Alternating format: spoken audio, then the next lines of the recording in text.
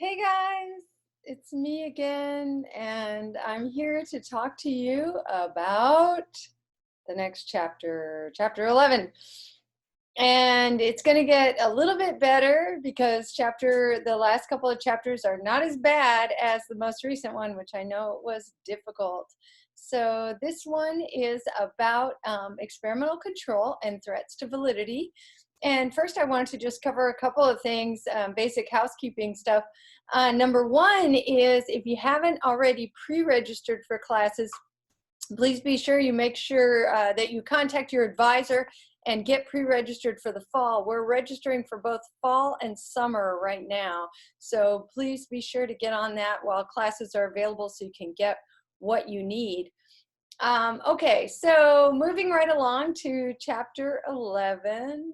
I also want to tell you one more thing, and that is that I am happy to meet with you anytime. I've been meeting one-on-one with students, been doing study groups and stuff like that. So let me know if you need to meet with me. We can do that on Zoom. We can do it on the phone, or we can do it however you want. And I look forward to seeing your faces. I do miss you guys and seeing your faces daily. So here we go. I'm going to go ahead and share my screen, and we'll get started with chapter 11. Okay. So this is chapter 11, experimental control and threats to validity.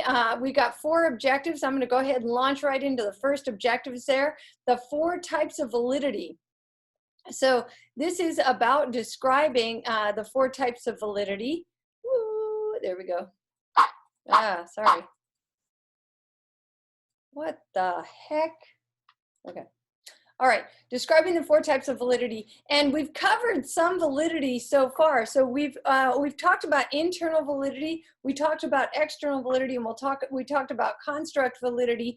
If you need to review those, pause right here and review them, and then we'll review them again on the next slide. What? Okay, so types of validity, and validity is really, remember, it just means truth. So the question is it a good experiment? Is it a true experiment? Are you doing something that you should be doing? So the criteria for the good experiment are the 4 types of validity. And so the first type is ask the question of, are you measuring what you think you're measuring? For example, if you're measuring aggression by how many hugs someone gets, well, that's kind of a problem, right? Because that's not indicative of aggression. So that is a construct validity question. Is your construct true? Are you measuring it right? Another question is, has alternative explanations been eliminated? Are you sure that the cause is the actual cause? That's the internal validity question. Can the effects be attributed to the independent variable, or is it something else? And we'll talk about that a little bit more in terms of control. And then finally, is the research generalizable? Can the results of the experiment apply to people who didn't participate in the study? Is it true of all humans in general, or all students in general, or whatever you're trying to get? And then finally, the 4th one is statistical validity, and that is whether the statistical conclusions are appropriate. Did you do the right statistics? Well, I want you guys to remember that there is no perfect experiment. We can always criticize experiments based on usually one of these things. So next on, we're going to talk about objective 2, extraneous and confounding variables, and then we're going to explain how those are controlled. So what is an extraneous or confounding variable?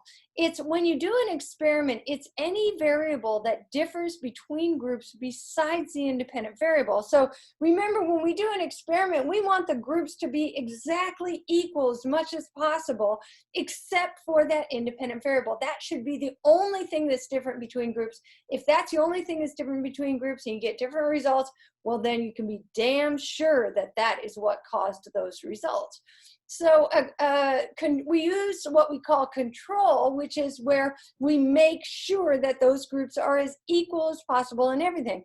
So for example, let's say we were testing the effectiveness of Zoom lectures for student learning. Do Zoom lectures really help student learning? So we would want an experimental group that gets Zoom lectures and a control group that doesn't get Zoom lectures. Well, let's say we said, well, we already got that. So let's say that I use Zoom lectures, but Dr. Homan doesn't use Zoom lectures. And all we have to do is compare the grades in my class and Dr. Homan's class, and then we can see if Zoom lectures work. And probably you're already thinking, no, that's not going to work, because if the grades in my class are different from the grades in Dr. Homan's class, the question is, can you be sure it was because of the Zoom lectures? Well, duh, no, you can't, because it may be a totally different class. They may have a totally different textbook. I'm a way better teacher than Dr. Homan. I'm just playing. Anyway, moving right along. So we want to make sure that the independent variable is the cause of the effect. So if we find out that, for example, my grades are better than Dr. Homan's grades, we want to be sure that it was because of the Zoom lectures and not because of all these other factors that we call confounding factors or extraneous variables, outside variables, right? Okay. So we're going to do a little activity here, so you can pause and you can try to do this activity by yourself, and then I will explain the activity. Help Mr. Pumpkinhead. Mr. Pumpkinhead noticed that whenever he ate brownies, he had better concentration on his schoolwork. So he concluded that the brownies helped his concentration. I've been really wanting some brownies, okay? What might be an alternative explanation for these results? What else could have happened? I mean, maybe, for example, if he, when he made brownies, he went to the store to get the brownie stuff, and that woke him up. And in fact, it was going to the store and waking him up that helped his schoolwork concentration. Or it could be that when he woke up one morning and he was in a good mood, then he would eat the brownies, and he also tended, because of the good mood, to be good on his schoolwork or something like that. There's a ton of other confounding variables in this experiment. So we really need to have more control. So how would we test the hypothesis? Using an experimental design. Ideally, we would take, say, 100 people or 50 people, right? And we would randomly assign them to either a brownie eating group or a no brownie eating group. We have a experimental group and a control group, a group that eats brownies, a group that doesn't, and then we're going to test them on their concentration on their schoolwork. And we make sure everything's exactly the same about this group, except brownies. That's it. Random assignment does a lot for that, because people are randomly assigned, we're going to get males and females in this group, we're going to get good students and bad students in this group, we're going to get blah, blah, blah, blah, blah. Everything's mixed up. So random assignment helps keep our groups really equal. Okay, so number one here, how to control extraneous variables. Use random assignment. It makes sure that groups are equal in almost every respect. So as long as we're randomly assigning them, as long as we're flipping a coin with each of those 100 people and say, you're in the brownie group, you're in the no brownie group, by a flip of the coin, then we're cool, right?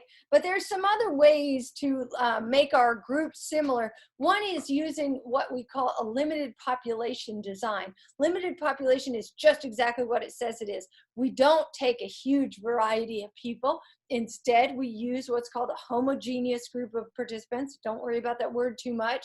Homo just means same, right? And so it's just a group of people that are all kind of the same. And so if we use college students, for example, our groups are going to be more similar because they're both college students, so they'll be both about the same ages and things like that, right? Okay. Another possibility is we can use a pre-test, post-test design, which we talked about before.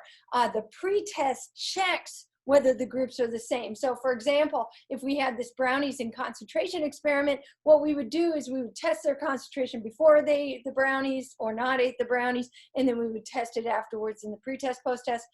In the pre-test, they should not be different. They should have the same concentration. And then in the post-test, they should be different if our hypothesis is correct. Couple of more ways of controlling extraneous variables. We can use a matched group design. And what this is it's instead of random assignment, what we would do is we would say, okay, here's this 4-year-old in the experimental group. We're going to put that 4-year-old in the brownies group. And then we're going to take another 4-year-old and put them in the control group.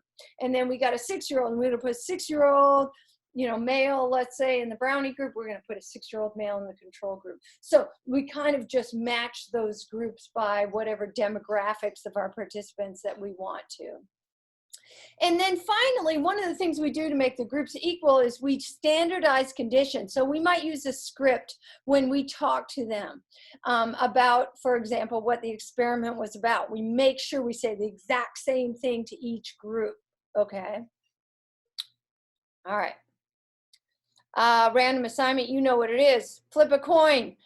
Patients, whatever, participants, number 1 goes into the brownie group because they get heads, and participant number 2 goes into the control group because they get tails. Just that easy. Okay, we'll go on to objective 3 on the next video. Woohoo, my screen went blank. I am stopped.